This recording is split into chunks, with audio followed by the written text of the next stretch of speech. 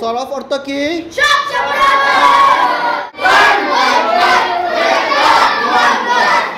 মসজিদুন মুযাক্কার, মাদ্রাসাতুন মুআন্নাস।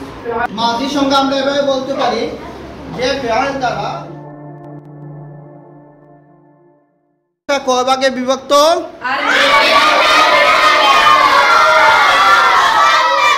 আরবি ভাষা কয় ভাগে বিভক্ত? কি হচ্ছে সরফ? আরটা কি? সরফ অর্থ কি? সরফ মানে হচ্ছে শব্দ গঠন। সরফে কি নিয়ে আলোচনা হয়? শব্দ নিয়ে। কি নিয়ে? সরফে হচ্ছে শব্দের পরিবর্তন ও গঠন নিয়ে আলোচনা, শব্দের রূপান্তর ও গঠন নিয়ে আলোচনা। আর নাহু নিয়ে কি নিয়ে আলোচনা হয়? আজকে আমরা সরফ নিয়ে আলোচনা করব। নাহু মানে সংজ্ঞা কি শিখছিলাম? যে নিয়ম কানুন দ্বারা শব্দের গঠন ও রূপান্তর জানা যায় তাকে কি বলে? সরফের উদ্দেশ্য কি? শব্দ গঠন, নির্ভুল। আর আলোচ্য বিষয় কি? পরিবর্তন গ্রহণযোগ্য যাবতীয় ইসিম ও ফিআল। পরিবর্তন গ্রহণযোগ্য যাবতীয় ইসিম ও ফিআল। তো আমরা সরফ নিয়ে প্রথমে আলোচনা করি। শব্দ কালিমা মানে কি? শব্দ। কালিমা কয় প্রকার? তিন প্রকার। কালিমা বা শব্দ কয় প্রকার? তিন প্রকার। জোরে বলো, সবাই বলো। কালিমা তিন প্রকার। একটা হচ্ছে কি? ইসিম। প্রথম কি? ইসিম। প্রথম হচ্ছে ইসিম। দ্বিতীয়টা কি? ইসিমের পরিচয় জানো সবাই? জি বলো। কালিমা তিন প্রকার, ইসিম, ফিআল, হরফ। বলো সবাই।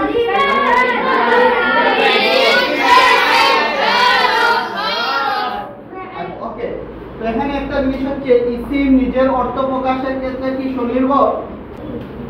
নিজের অর্থ প্রকাশের ক্ষেত্রে স্বনির্ভর, কিন্তু ফিআল, হরফ কি স্বনির্ভর? আমরা ইসিমের সংজ্ঞা বলতে পারি যে শব্দ নিজের অর্থ প্রকাশের ক্ষেত্রে স্বনির্ভর এবং কোনো কাল প্রকাশ করে না তাকে কি বলে? ইসিম বলে। এটা বলো তো আবার সবাই। যে শব্দ নিজের অর্থ প্রকাশের স্বনির্ভর এবং কাল প্রকাশ করে না তাকে ইসিম বলে। যে শব্দ নিজের অর্থ প্রকাশের ক্ষেত্রে স্বনির্ভর এবং কোনো কাল প্রকাশ করে না তাকে কি বলে? ইসিম বলে। যে শব্দ নিজের অর্থ প্রকাশের ক্ষেত্রে স্বনির্ভর এবং কাল প্রকাশ করে তাকে কি বলে? যে শব্দ নিজের অর্থ প্রকাশের ক্ষেত্রে স্বনির্ভর নয় এবং কোনো কালও প্রকাশ করে না তাকে কি বলে? হরফ বলে। ফিআল কয় প্রকার? তিন প্রকার। কালিমা হচ্ছে প্রথমত তিন প্রকার। আরটা বলছিলাম কাল হিসাবে ফিআল কয় প্রকার? তাহলে বলি কাল হিসাবে ফিআল তিন প্রকার। কাল হিসাবে ফিআল তিন প্রকার। কাল হিসাবে ফিআল তিন প্রকার। ফিআল তিন প্রকার কি কি বলতে পারবা? মাদি, মুদারি, আমর। সবাই জুড়ে বলো। মাদি, মুদারি, আমর। মাদি, মুদারি, আমর। ফিআল তিন প্রকার। সবাই বলো। মাদি, মুদারি, আমর। মাদি, মুদারি, আমর। মাদি মানে কি? যেটা হচ্ছে মাদি সংজ্ঞা কি? মাদি সংজ্ঞা আমরা এভাবে বলতে পারি যে ফিআল দ্বারা অতীতকালে কোনো কাজ হওয়া বোঝায়। কি বলে? তাকে ফিআলে মাযি বলে। যেমন উদাহরণ যাহাবা, যাহাবাত। ফাআলা, ফাআলাত অর্থ কি? সে করেছে, করলো। যাহাবা, যাহাবাত বলতে কি? সে গিয়েছে, গেল। বলো না কেন? তারপর যে মুদারি সংজ্ঞা যে ফিআল দ্বারা বর্তমান ভবিষ্যৎকালে বলে। আচ্ছা, আরটা হচ্ছে তিন নম্বরটা কি? আমর। তিন নম্বরটা কি? ফিআলে আমর।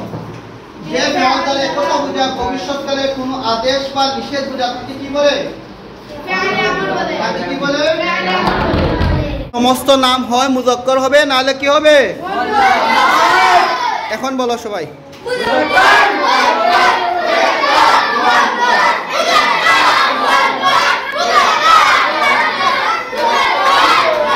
মুয়ান্নাস চেনার সবচেয়ে সহজ উপায় হচ্ছে যদি কোনো শব্দ শেষে এই যে গুলতা থাকে তাহলে সেটা কি হবে? মুয়ান্নাস। আর যদি গুলতা না থাকে তাহলে কি হবে? তাহলে এখানে দুইটা শব্দ লিখেছি, সেটা যে মাসজিদুন ও মাদ্রাসাতুনের মধ্যে কোনটা মুজাক্কার আর কোনটা মুয়ান্নাস? তুমি বলো কোনটা মুজাক্কার? মসজিদুন মুযাক্কার, মাদ্রাসাতুন মুয়ান্নাস। আর কে বলবা?